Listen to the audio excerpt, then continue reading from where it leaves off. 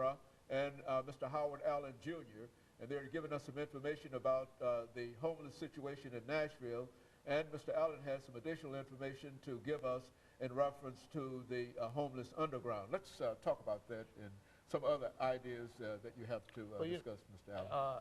A lot of people think that all homeless are the same, and it's different categories and different levels of homelessness. And, you know, I've worked in temp service. The other day they have two young men that have worked with Trojan that claim that they weren't paid the right pay, and it's a lawsuit. We're going through now also with people that started a business called the Contributor newspaper, which is a homeless newspaper, where they don't want them selling it in Franklin, Tennessee. We have many people that come from different counties that work in Davidson County, and they can go back home, so it shouldn't be a problem for people of a lower means who are trying to get to a high means to be able to work and sell their paper.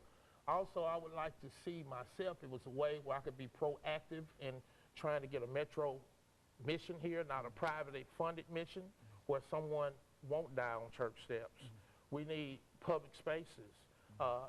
Homeless people do jobs. I worked for 5.5 years at LP Stadium, and then it became Adelphia and the Coliseum. We do jobs that other people wouldn't even think about doing. So that's another concept that's a stereotype that's not true, that we won't work. And we love Davidson County just as much as everybody else. And also, I'm going to piggyback off of something that Mr. Sammer said. A lot of people don't know what to do. And when they do find out, they say, oh my God, I didn't know this. So it's just about drawing and a relationship, building a relationship with people. It's not a Dr. James Haney thing. It's not a Howard Verdell Allen Jr. thing or a Steve thing. It's a we thing.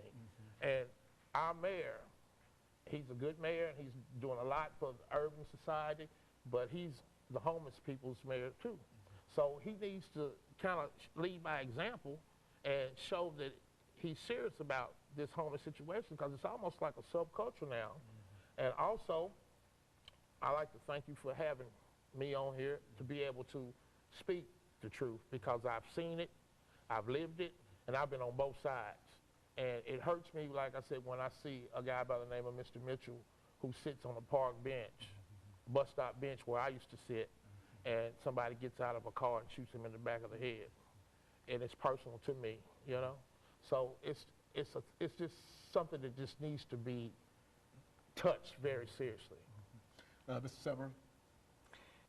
Well, you know, Howard can tell you, I'm a co-founder of the Contributor newspaper, and one of the reasons that we created this newspaper and this opportunity. Yeah, speak about that newspaper, because certainly. I'm familiar with it too. Yeah. So the reason that we even crafted, it's called the Contributor, and it's written by and for the issues around homelessness.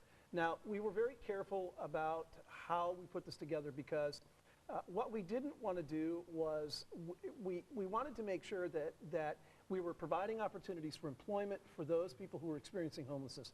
That was essential, because a lot of the barriers that people face, and this is a very common misconception, I think, among people who say they should just pull themselves up by their bootstraps. Absolutely, and if you give them an opportunity, they will. The vast majority will.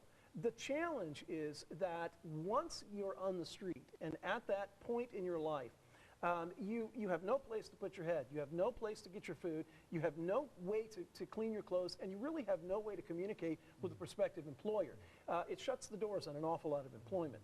The Contributor provided people their own time, their own business, their own opportunity in the way that they wanted to do it. We gave some real rudimentary training about how to present yourself on the paper. We even provided the first 20 papers free to get people started, and that paper has taken off like wildfire. In fact, I believe it's the most successful street newspaper in the United States. And the whole point of that was both to provide job opportunities for people who wanted them, and to show the community that homeless folks, people experiencing homelessness, they'll work, and they will do a heck of a job, and a very challenging job, and a job that maybe nobody else would.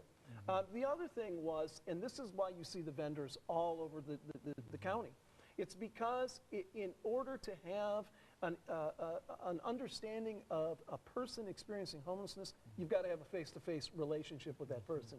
And what you do when you buy a newspaper from one of the people on the street selling the Contributor is you put a face to this issue of homelessness. You make it a reality.